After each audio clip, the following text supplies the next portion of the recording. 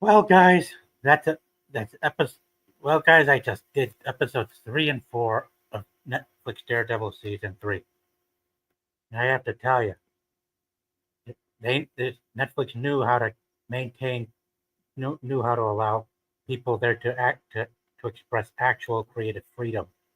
Unlike big studios like Warner Brothers, including oversized studios like Sony and Disney and even Amazon, which is full of crooks.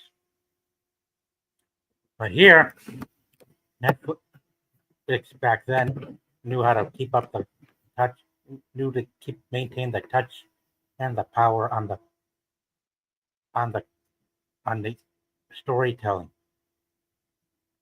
Episode 3 starts off with Fisk being escorted to a safe house, and it turns out by this guy called Poindexter who saved his life. And to my surprise, that FBI agent that was in the front passenger seat that I thought got killed, he actually survived as well. Meantime, Karen get well.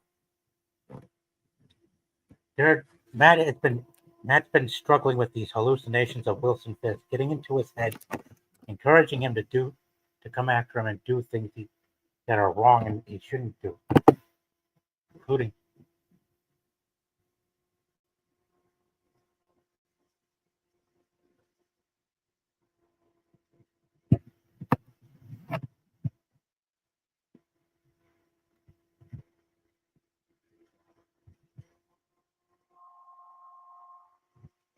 well, Fisk. Well, yeah, he's been suffering hallucinations. He even reveals he even reveals to Foggy Nelson that he is still alive. And while telling him that Matt Murdock that his normal life is gone, he sneak he snatches Foggy's wallet and ID and takes it with him out of that restaurant. Yeah, man, that's just to get in, just to for next episode. Meanwhile, Karen was at her boss's was having dinner with her boss and his family, known as Mitchell, while she, while investigating more into Wilson Fisk's interconnections. Wow, yeah. Fisk was still worrying about Vanessa and wanted to make sure she was still safe, as he sees her as the only person that gives him meaning in life.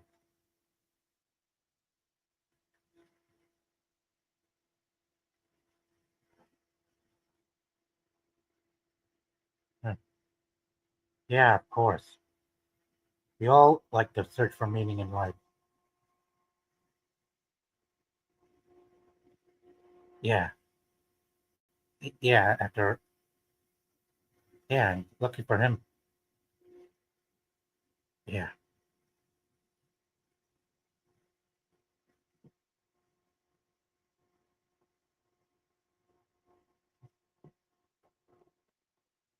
yep, yeah. Whew. Wow, man, I'm trying to struggle and remember what I can tell.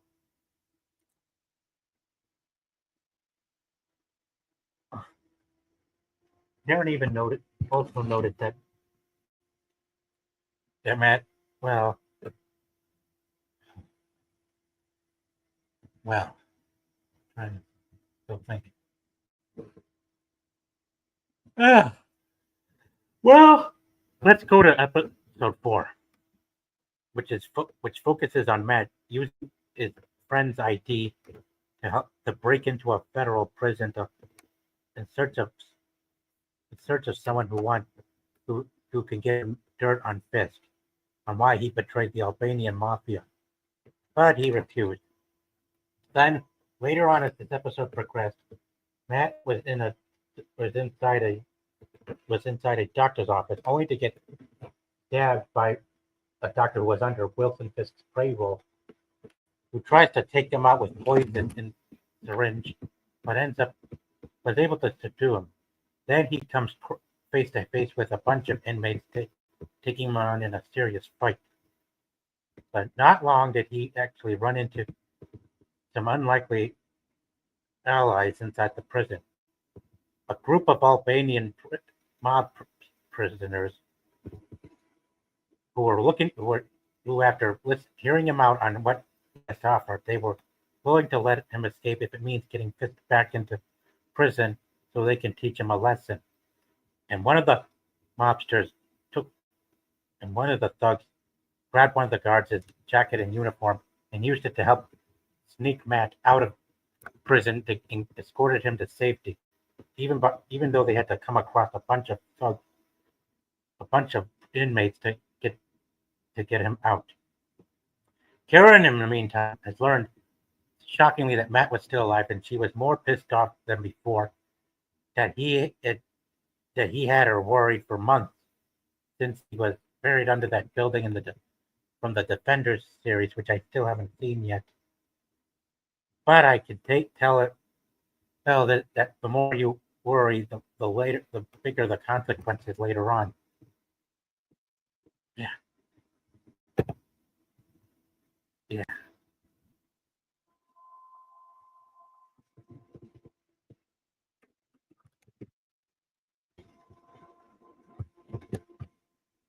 Later on, as soon as we get further and further,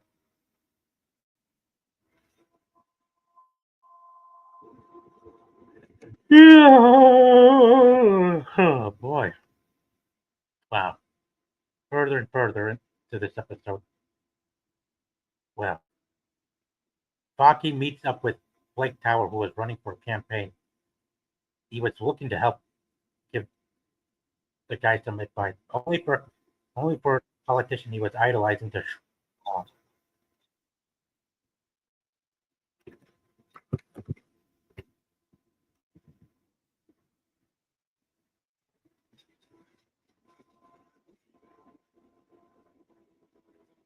Yeah, and that provoked Foggy into taking matters into his own hands and running for into DA, but not without heading over to the police union to get their endorsement, even if it meant by making a speech, but a really kind of surprising speech. And he was able to win the unions over as they signed his documents in his book, which he has in his bookcase. Yeah, which is quite nuts too. Meanwhile, Fisk was looking to learn more about the guy that saved him, Dex Poindexter. Yeah, he wanted to be. He was trying to pander.